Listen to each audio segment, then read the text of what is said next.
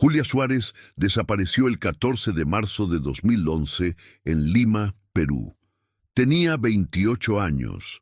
Trabajaba como diseñadora gráfica en una agencia de publicidad en el distrito de Miraflores y vivía sola en un pequeño departamento en Barranco. Era una mujer reservada, pero no solitaria, con un círculo pequeño de amigos cercanos y una relación estable con su familia. Hablaba con su madre al menos 3 veces por semana, sin falta.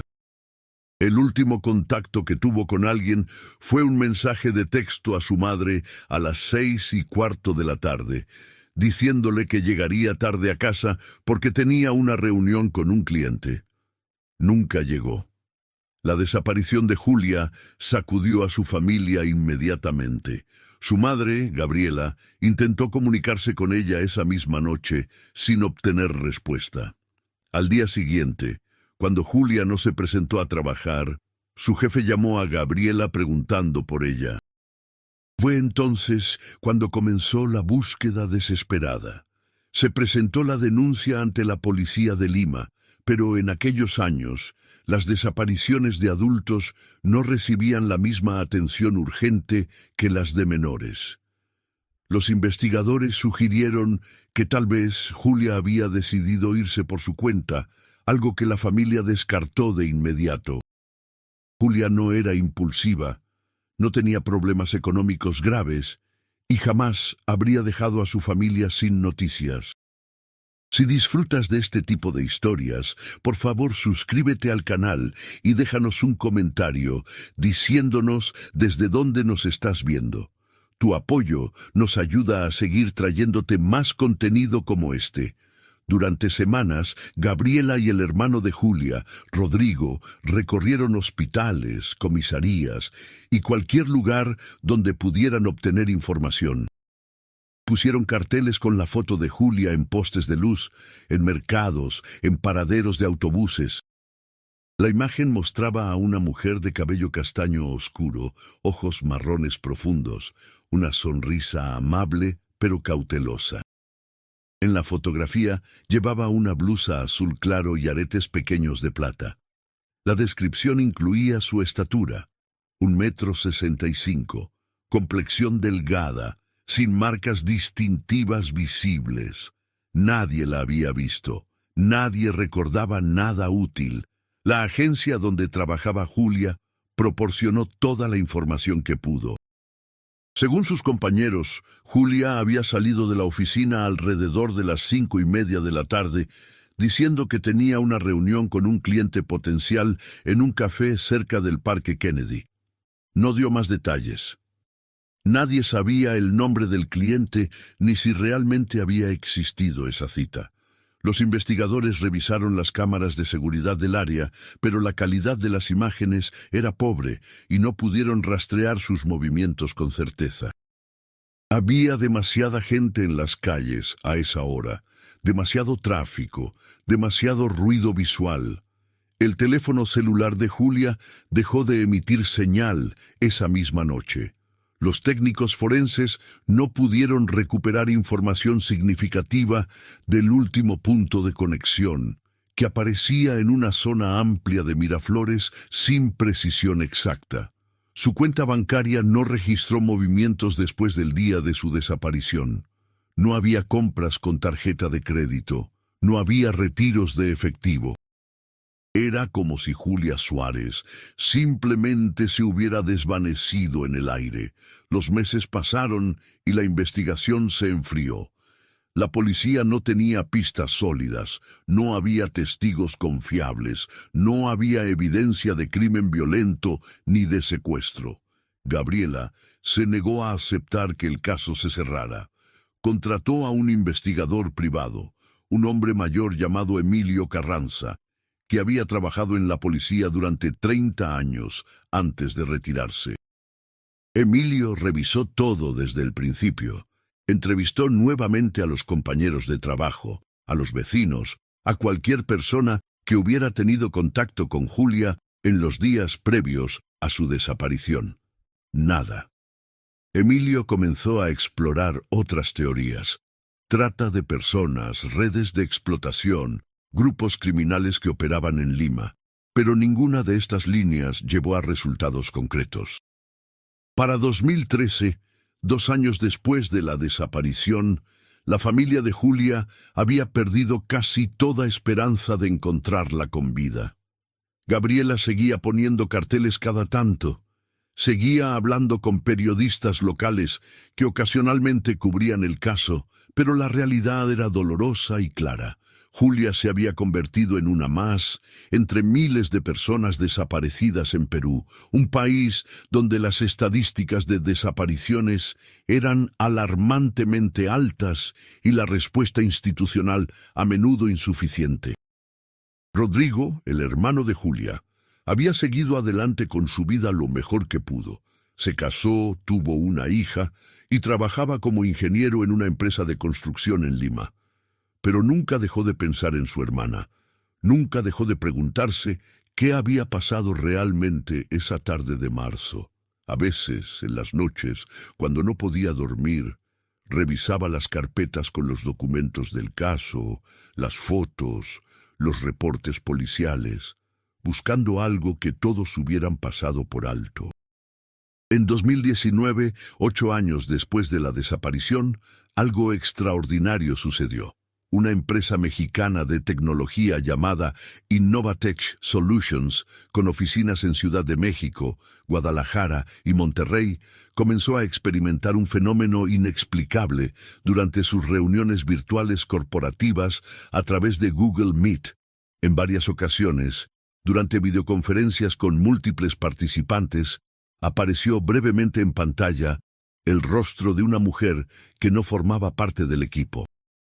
La imagen duraba apenas unos segundos antes de desaparecer, y al principio los empleados pensaron que se trataba de un error técnico, una interferencia de señal o incluso una broma de algún colega.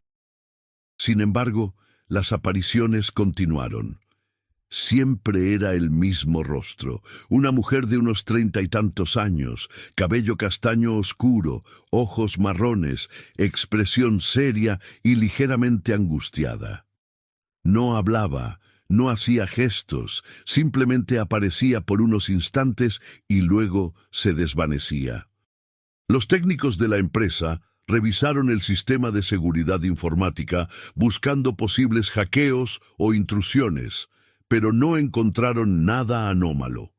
Las credenciales de acceso estaban intactas, los firewalls funcionaban correctamente, no había evidencia de que alguien externo estuviera ingresando a las reuniones.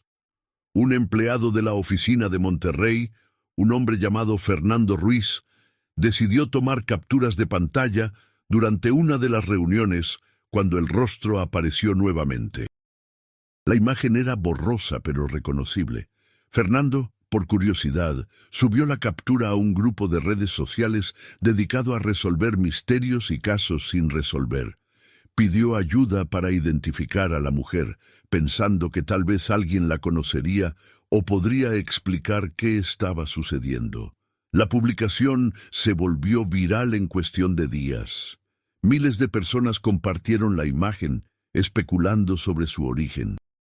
Algunos decían que era un fantasma digital, otros que era una campaña publicitaria extraña, algunos más que se trataba de una víctima de trata de personas pidiendo ayuda de alguna forma imposible de comprender. Pero entre todas esas voces, una llamó la atención de Fernando. Era un comentario de una mujer llamada Gabriela Suárez, que vivía en Lima, Perú. Gabriela había escrito: «Esa es mi hija, esa es Julia, desapareció hace 8 años». Fernando no podía creerlo. Se puso en contacto con Gabriela de inmediato a través de mensajes privados. Gabriela le envió fotos de Julia tomadas antes de su desaparición. La similitud era innegable. El rostro que había aparecido en las reuniones de Google Meet era, sin duda, el de Julia Suárez. Pero ¿cómo era posible? ¿Cómo podía una mujer desaparecida en 2011 aparecer en videoconferencias corporativas en México 8 años después? Gabriela viajó a Ciudad de México con Rodrigo en cuanto pudieron organizar el viaje. Fernando los recibió en las oficinas de Innovatech Solutions y les mostró las grabaciones que había logrado capturar. Gabriela lloró al ver el rostro de su hija en la pantalla. No había duda. Era Julia. Pero algo en su expresión era diferente. Algo en sus ojos transmitía un dolor profundo, una súplica silenciosa. Los directivos de Innovatech Solutions, al enterarse de la situación, decidieron colaborar plenamente con la familia. Contrataron a expertos forenses digitales para analizar las grabaciones y determinar el origen de las apariciones. Los resultados fueron desconcertantes. Según los análisis técnicos, las imágenes no provenían de una conexión externa. No había una dirección IP rastreable, no había metadata que indicara desde dónde se estaban transmitiendo. Era como si las imágenes simplemente se materializaran dentro del sistema de Google Meet sin una fuente identificable. Un experto en tecnología forense llamado Alberto Mendoza, contratado por la empresa, propuso una teoría. Según él, era posible que alguien hubiera utilizado técnicas avanzadas de manipulación de video y acceso remoto para insertar las imágenes en las reuniones, pero sin dejar rastro digital. Esto requeriría un conocimiento extremadamente sofisticado de sistemas informáticos y acceso a herramientas de hacking de alto nivel. Pero, ¿con qué propósito?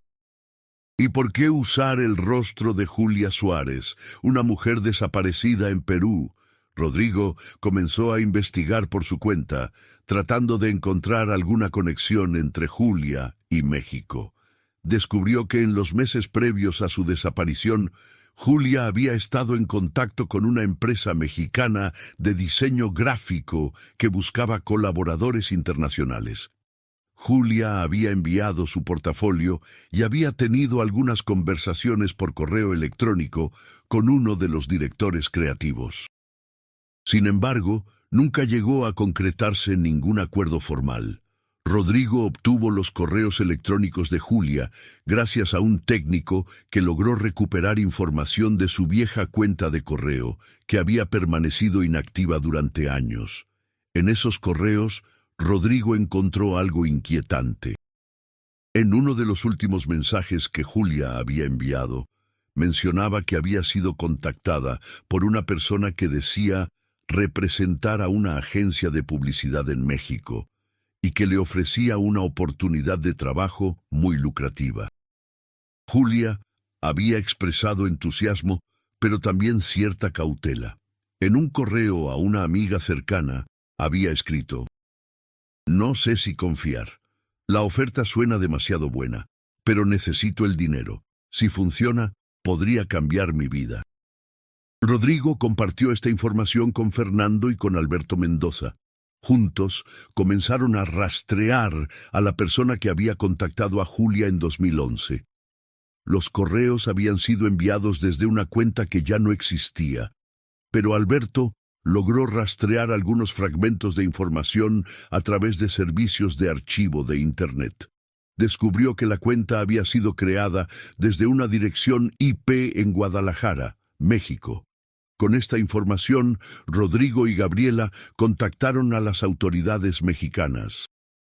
Un detective de la Fiscalía General del Estado de Jalisco, llamado Héctor Salinas, aceptó investigar el caso. Héctor era un hombre meticuloso y experimentado, con más de 20 años en la policía. Había trabajado en casos de trata de personas y desapariciones forzadas, y sabía que este tipo de crímenes a menudo involucraban redes complejas que operaban a través de fronteras internacionales. Héctor comenzó a investigar empresas de publicidad y diseño gráfico en Guadalajara que pudieran estar conectadas con la cuenta de correo rastreada. Descubrió que varias de estas empresas eran fachadas para operaciones ilegales. Algunas habían sido clausuradas, otras seguían operando bajo nombres diferentes. Una de ellas, una agencia llamada Creativos del Pacífico, había sido investigada en 2015 por presuntos vínculos con una red de trata de personas que reclutaba mujeres jóvenes de otros países bajo la promesa de trabajos legítimos. Héctor obtuvo una orden para revisar los archivos de Creativos del Pacífico que habían sido confiscados durante la investigación de 2015. Entre cientos de documentos, encontró una lista de nombres de mujeres que habían sido contactadas por la agencia entre 2010 y 2012. El nombre de Julia Suárez estaba en esa lista. Junto a su nombre había una anotación: contactada marzo 2011. No respondió. Descartada. Pero esa anotación no tenía sentido. Si Julia había sido descartada, ¿por qué había desaparecido justo después de haber tenido contacto con la agencia? Héctor sospechó que la anotación era falsa, que había sido colocada ahí para desviar cualquier investigación futura. Decidió profundizar más. Contactó a un informante que había trabajado dentro de la red de trata de personas desmantelada en 2015. El informante, un hombre llamado Raúl, accedió a hablar con Héctor a cambio de protección. Raúl reveló información perturbadora. Según él, la red no solo operaba en México, sino que tenía conexiones en varios países de América Latina, incluyendo Perú. Las víctimas eran contactadas a través de ofertas de trabajo falsas, transportadas a México bajo engaño, y luego explotadas en diferentes contextos: trabajo forzado, explotación sexual, o en algunos casos, eran retenidas y utilizadas para otros propósitos que Raúl no especificó claramente. Mencionó que algunas de las mujeres eran mantenidas en casas de seguridad en zonas rurales de Jalisco, donde eran controladas mediante amenazas, violencia y aislamiento. Raúl no recordaba específicamente a Julia Suárez, pero dijo que había escuchado rumores sobre mujeres que habían sido retenidas durante años sin que nadie las encontrara. También mencionó algo extraño. En una ocasión, uno de los líderes de la red había dicho que algunas de las mujeres retenidas estaban siendo utilizadas para experimentos digitales, aunque Raúl no entendía qué significaba eso exactamente. Héctor compartió esta información con Rodrigo, Gabriela y con Alberto Mendoza. Alberto propuso una teoría inquietante. Era posible que Julia hubiera sido retenida por la red durante años y que en algún momento alguien hubiera tomado imágenes de ella o grabaciones de video que luego fueron utilizadas para crear las apariciones digitales en Google Meet. ¿Pero con qué propósito? ¿Era una forma de pedir ayuda? ¿O era alguien dentro de la red tratando de enviar un mensaje? Héctor decidió actuar rápidamente. Organizó un operativo con la Fiscalía para revisar propiedades rurales en Jalisco que habían sido asociadas con Creativos del Pacífico y la red desmantelada en 2015. En una de esas propiedades, una casa aislada en las afueras de un pueblo llamado Tala, los investigadores encontraron evidencia de que había sido habitada recientemente. Había computadoras, equipos de grabación de video y cables de conexión a Internet, pero no había nadie en el lugar. Sin embargo, en una de las computadoras, los técnicos forenses encontraron archivos de video. Entre ellos, había grabaciones de Julia Suárez. Las imágenes mostraban a Julia en una habitación pequeña, mirando directamente a la cámara, con una expresión de angustia y desesperación. Las grabaciones estaban fechadas entre 2011 y 2018. 7 años. Julia había estado retenida durante 7 años. Gabriela colapsó al ver las imágenes. Rodrigo tuvo que sostenerla mientras lloraba desconsoladamente. Pero al mismo tiempo, había una chispa de esperanza. Si Julia había estado viva hasta 2018, ¿era posible que todavía lo estuviera en 2019? Héctor intensificó la búsqueda. Rastreó a las personas que habían sido arrestadas en 2015 y que estaban cumpliendo condenas en prisiones de Jalisco. Uno de ellos, un hombre llamado Germán Delgado, accedió a hablar a cambio de una reducción de sentencia. Germán había sido uno de los operadores de la red, encargado de transportar a las víctimas y mantenerlas bajo control en las casas de seguridad. Germán confesó que Julia había sido una de las víctimas.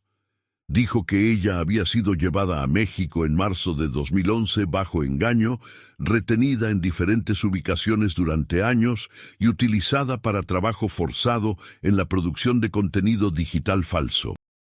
Según Germán, la red había comenzado a experimentar con tecnología de deepfakes y manipulación de video, y Julia había sido una de las personas cuyas imágenes fueron utilizadas para crear contenido digital sin su consentimiento. Germán dijo que Julia había sido liberada en 2018 cuando la red comenzó a desmantelarse, pero no sabía qué había sido de ella después. Héctor no le creyó completamente. Presionó a Germán para que revelara más detalles. Finalmente, Germán admitió que Julia había sido dejada en un hospital público de Guadalajara en 2018, sin identificación, en estado de shock y desnutrición. El personal del hospital la había atendido, pero como no tenía documentos y no podía comunicarse coherentemente, había sido registrada como una paciente no identificada. Héctor revisó los registros del hospital de inmediato. Encontró el caso de una mujer ingresada en octubre de 2018, descrita como paciente no identificada, con signos de trauma psicológico severo. La mujer había permanecido en el hospital durante varias semanas antes de ser trasladada a un centro de atención psiquiátrica en Zapopan, donde aún se encontraba. Gabriela, Rodrigo, Héctor y un equipo de asistentes sociales viajaron al centro de atención psiquiátrica. Cuando llegaron, les mostraron a la paciente. Era Julia. Estaba viva. Había envejecido. Estaba delgada y frágil, pero era ella. Gabriela corrió hacia su hija y la abrazó con fuerza. Julia, al principio, no reaccionó. Sus ojos estaban vacíos, perdidos en algún lugar lejano. Pero lentamente comenzó a reconocer a su madre. Lágrimas comenzaron a correr por sus mejillas. Susurró, «Mamá». El proceso de recuperación de Julia fue largo y doloroso. Los médicos explicaron que había sufrido trauma psicológico extremo y que necesitaría años de terapia para procesar lo que había vivido. Pero estaba viva, estaba de vuelta con su familia. Con el tiempo, Julia comenzó a hablar sobre lo que le había sucedido. Contó que había sido engañada por la oferta de trabajo, que había viajado a México pensando que era una oportunidad legítima y que había sido secuestrada al llegar. Había sido retenida en diferentes lugares, obligada a trabajar en la producción de contenido digital y controlada mediante amenazas y violencia. Dijo que durante años había perdido la esperanza de ser encontrada, pero que en algún momento había logrado acceder brevemente a una computadora y había tratado de enviar algún tipo de señal. No estaba segura de cómo, pero había intentado hacer que su rostro apareciera en algún lugar donde alguien pudiera verlo. Fue entonces cuando Rodrigo y Alberto Mendoza comprendieron lo que había sucedido.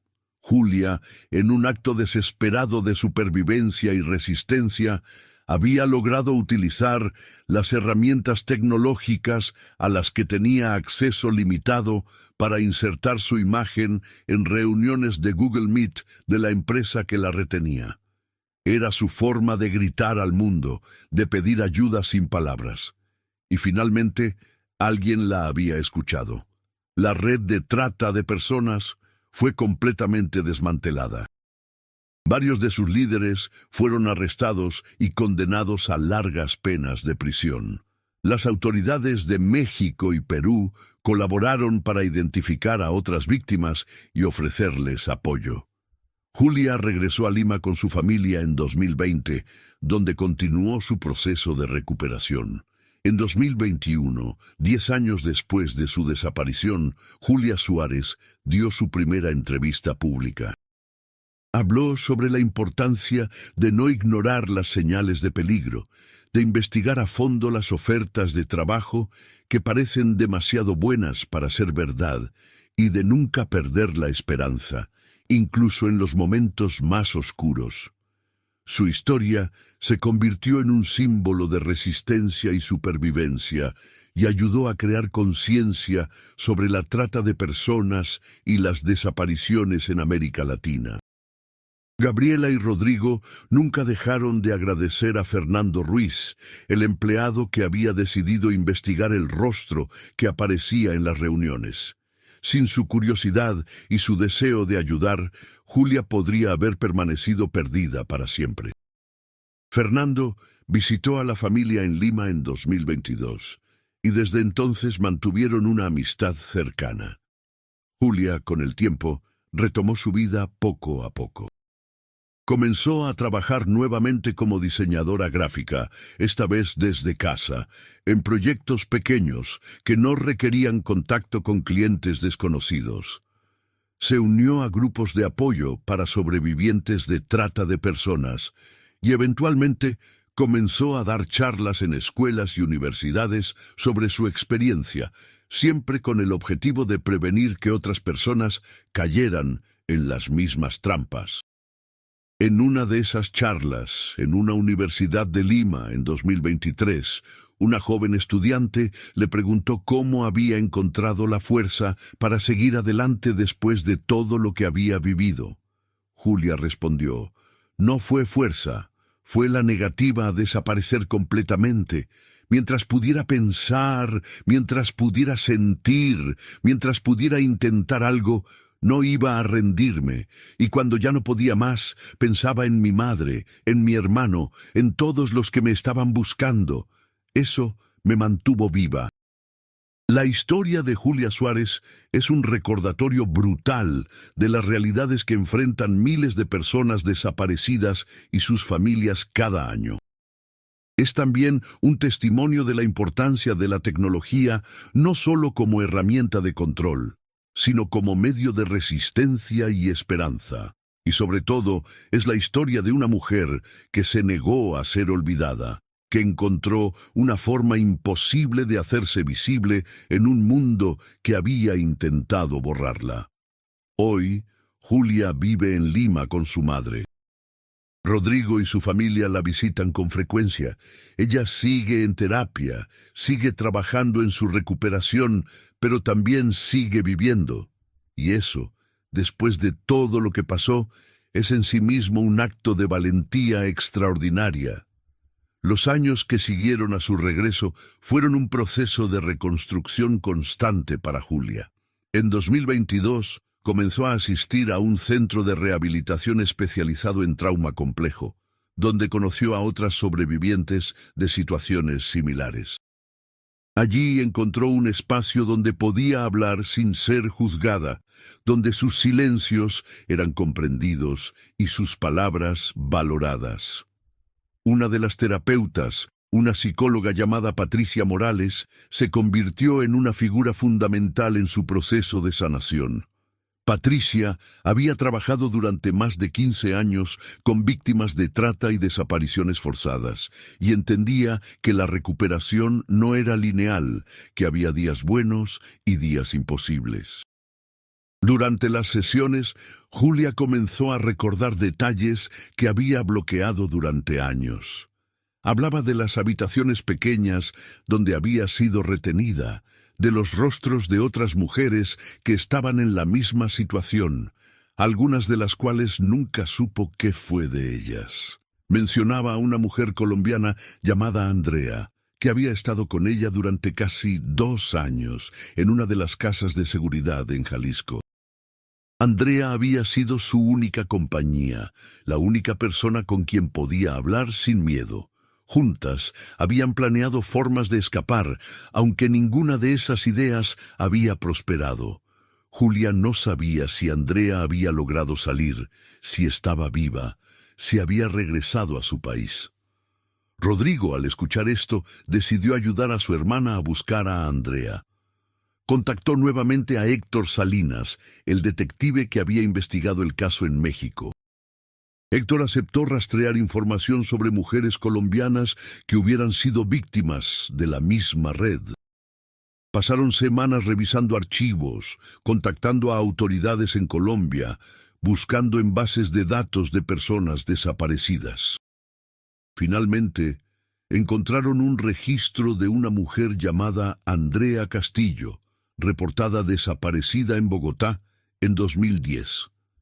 Había sido vista por última vez en el aeropuerto El Dorado, supuestamente viajando a México por motivos de trabajo. Héctor contactó a la familia de Andrea en Colombia. La madre de Andrea, una mujer llamada Rosa, había pasado más de una década buscando a su hija sin resultados. Cuando Héctor le contó sobre Julia y la posibilidad de que Andrea hubiera estado con ella, Rosa viajó inmediatamente a México para trabajar con las autoridades. Con la información proporcionada por Julia, Héctor logró rastrear a Andrea a través de los mismos registros hospitalarios que habían llevado a encontrar a Julia. Andrea también había sido dejada en un hospital público, pero en Monterrey, en 2019. Al igual que Julia, había sido registrada como paciente no identificada y trasladada a un centro de atención psiquiátrica. Rosa viajó a Monterrey acompañada por Héctor y un equipo de asistentes sociales. Cuando vio a su hija después de 13 años, se derrumbó. Andrea, al ver a su madre, comenzó a llorar incontrolablemente. Había perdido la esperanza de volver a verla. El reencuentro fue devastador y hermoso al mismo tiempo. Julia, al enterarse de que Andrea había sido encontrada, sintió una mezcla de alivio y dolor. Quería verla, pero al mismo tiempo temía revivir los recuerdos de aquellos años. Gabriela, con su sensibilidad característica, le sugirió que esperara, que se diera tiempo, pero Julia decidió que necesitaba cerrar ese capítulo. En marzo de 2023, 12 años después de su desaparición, Julia viajó a Monterrey con su madre y su hermano para reunirse con Andrea. El encuentro ocurrió en el jardín del centro de rehabilitación, donde Andrea estaba recibiendo tratamiento. Las dos mujeres se miraron en silencio durante varios segundos antes de abrazarse. No necesitaban palabras. Habían compartido un infierno que nadie más podía comprender completamente. Se sentaron juntas en una banca bajo un árbol y comenzaron a hablar. Julia le preguntó a Andrea si recordaba las noches en que planeaban escapar, las historias que se contaban para no perder la cordura, las promesas que se hicieron de que si alguna salía, buscaría a la otra. Andrea sonrió con lágrimas en los ojos y dijo que sí, que recordaba todo. Durante esa visita, Julia y Andrea decidieron hacer algo juntas. Querían crear una organización que ayudara a otras sobrevivientes de trata y desapariciones. Querían que sus experiencias sirvieran para algo más grande, para evitar que otras mujeres pasaran por lo mismo. Con el apoyo de sus familias y de Héctor Salinas, fundaron en 2024 una organización llamada Voces Encontradas, con sede en Lima y Monterrey. La organización ofrecía apoyo psicológico, asesoría legal y programas de reinserción laboral para sobrevivientes de trata de personas. También trabajaban en colaboración con autoridades de varios países para rastrear y rescatar a otras víctimas. El trabajo de Voces Encontradas comenzó a tener impacto rápidamente. En su primer año de operación, ayudaron a identificar a 7 mujeres que habían sido víctimas de la misma red que había retenido a Julia y Andrea. 2 de ellas fueron encontradas con vida en diferentes ciudades de México. Las otras 5 habían fallecido, pero sus familias al menos pudieron tener respuestas y cerrar sus procesos de duelo. Julia participaba activamente en las labores de la organización, aunque siempre desde una posición de apoyo indirecto. No estaba lista para estar en primera línea todo el tiempo, pero contribuía con su historia, con su experiencia y con su presencia cuando era necesario. En 2024, Fernando Ruiz, el empleado de Innovatex Solutions, que había sido clave en el rescate de Julia, decidió unirse a Voces Encontradas como voluntario. Había dejado su trabajo en la empresa de tecnología para dedicarse completamente a causas sociales. Fernando trabajaba en el área de tecnología forense de la organización, ayudando a rastrear evidencia digital y a identificar posibles víctimas a través de análisis de datos. Su experiencia técnica fue invaluable para muchos de los casos que la organización manejaba. Durante ese año, Julia también comenzó a escribir un libro sobre su experiencia. No era fácil. Cada palabra le costaba, cada recuerdo le dolía, pero sentía que era necesario. Quería que la gente supiera lo que realmente significaba ser víctima de trata, lo que significaba sobrevivir y tratar de reconstruir una vida después de haber sido despojada de todo. El libro se tituló Rostros en la pantalla, en referencia a la forma en que había logrado pedir ayuda. Fue publicado en 2025 por una editorial independiente en Lima y rápidamente se convirtió en un bestseller en Perú y México. El libro generó una ola de conversaciones sobre trata de personas, tecnología y desapariciones. Julia fue invitada a dar charlas en conferencias internacionales, en universidades, en foros de derechos humanos. En cada presentación hablaba con honestidad brutal sobre lo que había vivido, pero también sobre la importancia de la esperanza, de la resistencia y de la solidaridad. Su mensaje resonaba con miles de personas que habían sido tocadas de alguna forma por la violencia y la desaparición. En una de esas conferencias, en Ciudad de México en agosto de 2025, Julia conoció a un periodista de investigación llamado Daniel Ortega. Daniel había estado investigando redes de trata de personas en América Latina durante más de 10 años y había seguido el caso de Julia desde que se hizo público en 2019. Daniel le propuso colaborar en un documental que contara su historia de forma más profunda, que incluyera testimonios de otras sobrevivientes, de las autoridades que habían trabajado en el caso y de expertos en trata y tecnología.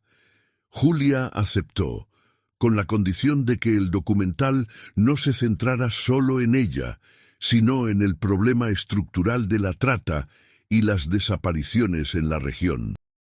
El documental, titulado Desaparecidas, Voces del Silencio, fue producido durante 2025 y estrenado en enero de 2026 en el Festival de Cine de Guadalajara. Fue un éxito rotundo. La historia de Julia, intercalada con las historias de Andrea y de otras sobrevivientes, conmovió a la audiencia y generó cobertura mediática internacional. El documental fue adquirido por una plataforma de streaming y distribuido en más de 50 países. La visibilidad que generó ayudó a Voces Encontradas a expandir sus operaciones y a recibir fondos de organizaciones internacionales de derechos humanos. Pero no todo fue positivo. La exposición pública también trajo consecuencias difíciles para Julia. Comenzó a recibir mensajes de acoso, amenazas y comentarios de personas que cuestionaban su historia o que la culpaban por lo que había sucedido. Hubo noches en las que Julia no podía dormir, en las que se preguntaba si había hecho bien en hacerse visible de nuevo. Patricia Morales, su terapeuta, la ayudó a procesar esos sentimientos y a desarrollar estrategias para proteger su salud mental en medio de la atención pública. En marzo de 2026, 15 años después de su desaparición, Julia regresó por primera vez al lugar donde había sido vista por última vez en Lima, el Parque Kennedy en Miraflores. Fue acompañada por su madre, su hermano y un pequeño grupo de amigos cercanos. Se sentaron en una banca cerca de donde Julia solía caminar antes de su desaparición. Gabriela le tomó la mano y le preguntó cómo se sentía. Julia respondió que sentía paz, que sentía que había recuperado algo de lo que le habían quitado, su derecho a existir en sus propios términos. Esa misma tarde, Julia dio una entrevista a un medio local en la que habló sobre el significado de regresar a ese lugar. Dijo que durante años había pensado que nunca volvería a ver el mar, que nunca volvería a caminar por las calles de Lima, que nunca volvería a ser simplemente Julia. Pero ahí estaba, 15 años después, viva y luchando. Dijo que su historia no era solo suya, que era la historia de miles de mujeres que seguían desaparecidas, que seguían siendo explotadas, que seguían esperando ser encontradas. En los meses siguientes, Voces Encontradas lanzó una campaña llamada No más rostros sin nombre, que buscaba identificar a mujeres desaparecidas en América Latina a través de tecnología de reconocimiento facial y análisis de bases de datos. La campaña fue impulsada por Fernando Ruiz y un equipo de ingenieros y activistas. En su primer año, la campaña logró identificar a 14 mujeres que habían sido reportadas como desaparecidas y que habían sido encontradas en hospitales, centros de atención psiquiátrica o refugios bajo registros de identidad falsos o como pacientes no identificadas. 3 de ellas pudieron reunirse con sus familias. Las otras 11 habían fallecido, pero al menos sus familias obtuvieron respuestas. Julia continuó viviendo en Lima, pero viajaba con frecuencia a México para trabajar con Voces Encontradas y para dar seguimiento a los casos en los que la organización estaba involucrada. En cada viaje visitaba a Andrea en Monterrey. Las 2 mujeres habían desarrollado un vínculo que iba más allá de la amistad. Eran hermanas de supervivencia, unidas por una experiencia que nadie más podría comprender completamente. En 2027, Julia conoció a un hombre llamado Sebastián, un trabajador social que colaboraba con Voces Encontradas en Lima. Sebastián había perdido a su hermana menor en circunstancias similares años atrás y dedicaba su vida a ayudar a otras familias a encontrar a sus seres queridos. Julia y Sebastián comenzaron a pasar tiempo juntos, primero como colegas, luego como amigos y eventualmente como algo más. La relación fue lenta y cuidadosa. Julia todavía cargaba con el peso de lo que había vivido y Sebastián lo entendía. Nunca la presionó, nunca exigió más de lo que ella podía dar. Simplemente estaba ahí, paciente y constante. Para finales de 2027, Julia y Sebastián habían construido una relación sólida basada en el respeto, la comprensión y el apoyo mutuo. Julia no sabía si algún día podría tener una vida completamente normal, pero había aprendido que la normalidad era relativa y que lo importante era encontrar momentos de felicidad y conexión en medio de todo lo demás. En diciembre de 2027, Voces Encontradas organizó un evento conmemorativo en Ciudad de México para honrar a todas las personas desaparecidas en América Latina y a sus familias. El evento incluyó una vigilia con velas, testimonios de sobrevivientes y familiares, y la presentación de un mural colaborativo creado por artistas de diferentes países. El mural mostraba rostros de personas desaparecidas, entrelazados con mensajes de esperanza y resistencia. Julia fue invitada a hablar en el evento. Subió al escenario con nerviosismo, pero también con determinación. Miró a la multitud de cientos de personas y comenzó a hablar. Habló de su desaparición, de sus años en cautiverio, de cómo había logrado sobrevivir. Habló de Andrea, de todas las mujeres que había conocido en esas casas de seguridad, de las que habían sobrevivido y de las que no. Habló de su madre, que nunca dejó de buscarla, de su hermano, que nunca perdió la esperanza, de Fernando, que decidió investigar en lugar de ignorar. Y habló de todas las personas que seguían desaparecidas, de todas las familias que seguían buscando, de la importancia de no olvidar, de no rendirse. Al terminar su discurso, la multitud estalló en aplausos. Muchas personas lloraban. Julia bajó del escenario y fue abrazada por su madre, por Rodrigo, por Andrea, por Sebastián, por todos los que habían sido parte de su camino de regreso a la vida. La historia de Julia Suárez no es solo una historia de desaparición y rescate. Es una historia sobre la resiliencia del espíritu humano, sobre la importancia de la comunidad y la solidaridad, sobre el poder de la tecnología cuando es utilizada para el bien y sobre la lucha constante contra las estructuras de violencia y explotación que siguen existiendo en nuestras sociedades. Es una historia que nos recuerda que detrás de cada estadística, detrás de cada número de personas desaparecidas, hay una vida, una familia, una historia que merece ser contada y recordada. Julia sigue viviendo, sigue luchando, sigue siendo una voz para quienes no pueden hablar. Y su rostro, que una vez apareció misteriosamente en pantallas de computadora como un grito silencioso de ayuda, ahora es un símbolo de esperanza y resistencia para miles de personas alrededor del mundo.